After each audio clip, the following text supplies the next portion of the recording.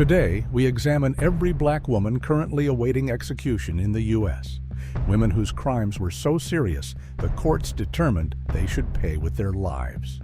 But before we start, let us know in the comments whether your state has the death penalty or not.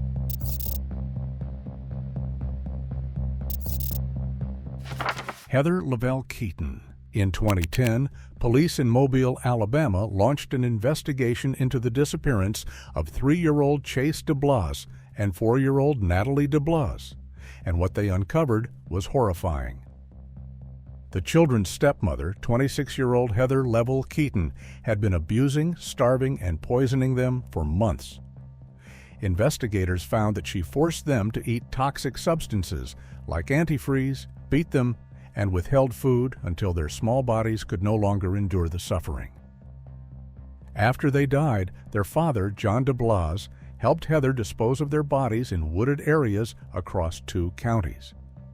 It took months for authorities to find them, and when they finally did, autopsies confirmed that the children had suffered severe malnutrition, beatings, and poisoning before their deaths. In 2015, Heather was convicted of capital murder. The jury voted for life in prison, but the judge overruled their decision, pointing to the brutality of the crimes. She was sentenced to death. Now 36 years old, Heather has spent 9 years on Alabama's death row. She continues to appeal her sentence, and no execution date has been set. Tiffany Nicole Moss. In November 2013, police in Gwinnett County, Georgia, responded to a call about a missing child. Inside the home, they made a horrific discovery: the burned remains of 10-year-old Imani Moss. Imani had suffered years of abuse at the hands of her stepmother, Tiffany Moss. In 2010, Tiffany had been charged with child cruelty after a teacher reported severe bruises and welts on Imani's body. She pleaded guilty and received probation. But after that, the abuse only escalated. By 2013, Tiffany had completely cut Imani off from the outside world. The girl was locked in a room, denied food, and left to waste away while Tiffany continued to care for her own biological children. Neighbors had no idea an older child even lived there. After weeks of starvation, Imani collapsed, too weak to move or eat. She lay in her own waste, weighing just 32 pounds, the size of a toddler. Tiffany and Imani's father, Emmon Moss, did nothing. And when Imani died on October 28, 2013, Tiffany saw her only concern: hiding the body. For days, they kept her corpse inside their apartment while Emmon returned to work, as if nothing had happened. Instead of reporting her death, Tiffany and Imani's father tried to cover it up. They stuffed her body in a trash can and set it on fire, hoping to destroy the evidence. But the fire didn't completely burn the body, so they brought the trash can back home. Finally, Emmon had a change of heart and called 911, claiming his daughter drank chemicals and died. But the police immediately saw through the lie, and Tiffany was arrested. At her 2019 trial, Tiffany chose to represent herself, refusing to speak, present a defense, or call any witnesses. The jury deliberated for less than an hour before sentencing her to death. Now 41 years old, Tiffany has spent 5 years on Georgia's death row. She is currently the only woman awaiting execution in the state. No execution date has been scheduled. Linda Carty. On May 16, 2001, in Houston, Texas, 42-year-old Linda Carty came up with a deadly plan. She wanted a baby, and she was willing to kill for it. Her target was 25-year-old Joanna Rodriguez, a young mother with a newborn son. Desperately, Linda recruited 3 men to help her break into Joanna's apartment, tie her up, and throw her into the trunk of a car. By the next day, Joanna was dead, suffocated with a plastic bag. But Linda's plan had failed. The baby was found alive, and police quickly traced the crime back to Linda. Witnesses testified that Linda had told people she was pregnant, even though it was physically impossible. The jury didn't believe her defense, and the evidence against her was overwhelming. In 2002, she was convicted of capital murder and sentenced to death. Linda has always claimed she's innocent, but her appeals have been denied. Now 65 years old, she has spent 22 years on Texas's death row. No execution date has been set. Antoinette Frank. Some crimes shock entire communities, and Antoinette's case was one of them. In 1995, Antoinette, a police officer at the time and an accomplice, walked into Kim An Vietnamese restaurant in New Orleans and executed 3 people in cold blood. She shot and killed Officer Ronald Williams, who was working security that night, along with 17-year-old Quang Vu and 24-year-old Ha Vu, 2 members of the restaurant's family. Antoinette knew the victims. She had eaten at the restaurant, befriended the Vu family, and worked alongside Officer Williams. But none of that stopped her from pulling the trigger. And that was not it, as investigators later uncovered that this wasn't her first crime. She had robbed the restaurant before, but this time the motive was money. The betrayal ran deep as a police officer, sworn to protect, had turned into a killer. At her 1995 trial, the jury had no doubts she was sentenced to death. Now, 53 years old, Antoinette has been on Louisiana's death row for nearly 3 decades. Her appeals continue, and no execution date has been set. Tina Brown. On March 24, 2010, in Escambia County, Florida, 19-year-old Audriana Zimmerman was ambushed in a savage attack that seemed straight out of a horror movie. That day, Tina Brown, along with her 16-year-old daughter, Brittany Miller, and neighbor Heather Lee, brutally attacked 19-year-old Audriana Zimmerman in Pensacola, Florida, whom they had once been close to. They used a stun gun on Audriana, beat her with a crowbar, gagged her, and placed her in the trunk of a car. The group then drove to a wooded area, doused Audriana with gasoline, set her on fire, and left her to die in the flames.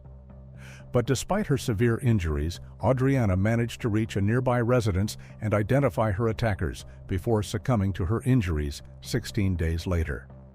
Investigators found clear evidence linking Tina to the crime as they were fighting over a man.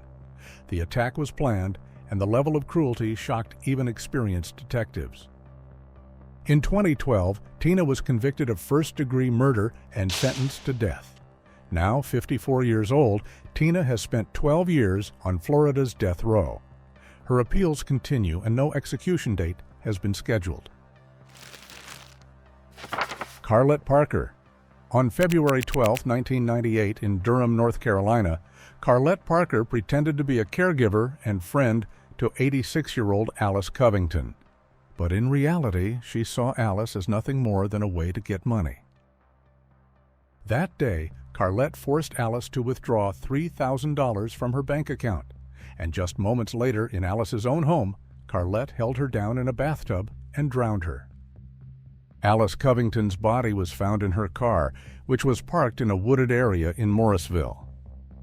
Investigators quickly connected Carlette to the crime, as witnesses saw her with Alice at the bank just hours before the murder, and her financial records showed she was struggling with debt. During the trial, prosecutors argued that Carlette had preyed on Alice's trust and took advantage of her vulnerability. The jury agreed. In 1999, they sentenced her to death.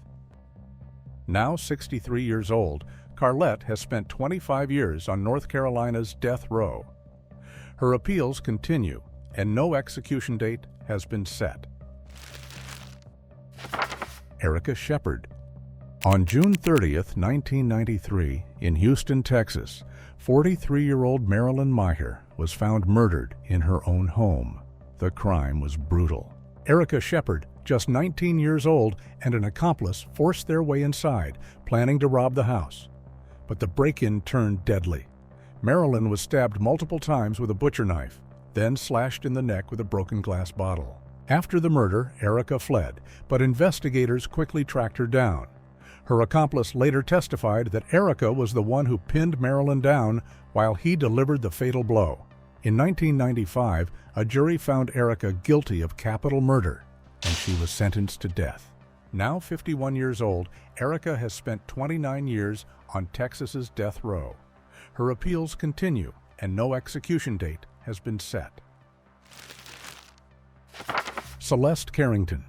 In 1992, Celeste Carrington worked as a janitor in the San Francisco Bay Area, but instead of cleaning offices, she used her job as an opportunity to rob and kill. On January 26, 1992, she broke into an office in Redwood City and shot 43-year-old Victor Esparza, a maintenance worker, killing him on the spot. But that was not it, as 2 months later, on March 11th, she struck again, this time at a doctor's office in Palo Alto. She broke into the office and shot and killed 34-year-old Caroline Gleason, the office manager.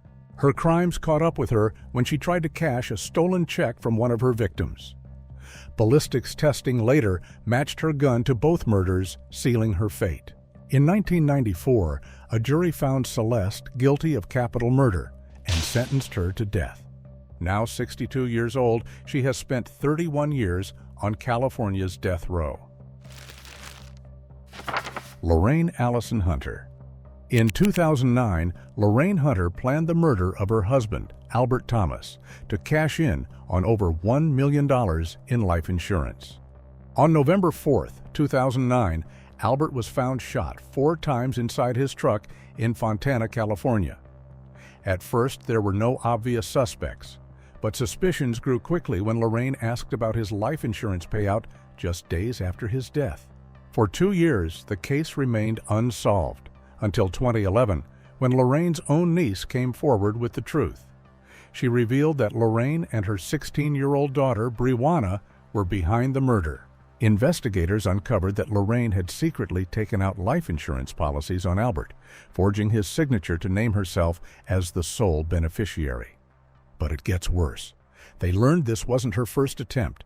She had planned his murder 3 times before, but backed out because there were too many witnesses. Brianna later admitted she had helped forge the life insurance documents, but it was her mother who pulled the trigger. And Lorraine wasn't done plotting. While awaiting trial, she tried to hire a hitman to silence her niece. In 2017, Lorraine was convicted of first-degree murder and sentenced to death. Brianna was sentenced to 18 years in prison. Now 70 years old, Lorraine remains on California's death row. No execution date has been set. Patricia Blackman. On May 29, 1999, a hysterical call came into 911 from a home in Dothan, Alabama. Patricia Blackman, a 29-year-old woman, reported that her toddler wasn't breathing. But when paramedics arrived, the scene told a very different story. Paramedics arrived to find a scene of horrific abuse, and sadly, 2-year-old adopted Dominique Bryant was already gone. They were too late. Her body showed a fractured skull, broken bones, bruises, and a shoe print on her chest. Investigators determined the injuries were not accidental. They charged Patricia with capital murder, though the exact motive was never clear. But the evidence was overwhelming. At her trial in 2002, the jury voted 10-2 for the death penalty, which the judge agreed with their decision. The severity of the injuries and the child's young age left little room for leniency. For over 22 years, Patricia has been on Alabama's death row, held at Julia Tutwiler Prison for women. Her execution date has not been scheduled, and appeals continue. That wraps up this video. Which of these cases shocked you the most? Let us know in the comments.